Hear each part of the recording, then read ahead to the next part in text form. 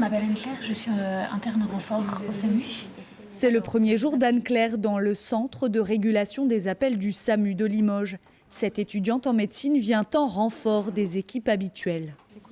C'était l'occasion de donner un petit peu de soi. Et puis aussi pour l'expérience, c'est une bonne opportunité pour nous d'apprendre à faire de la médecine autrement. Plus de 800 appels dénombrés dimanche dernier, quand en temps normal, le SAMU en compte près de 400 par jour. Une augmentation nette dans ce contexte de crise. Pour ne pas bloquer toute la chaîne, le SAMU en appelle à la responsabilité des citoyens.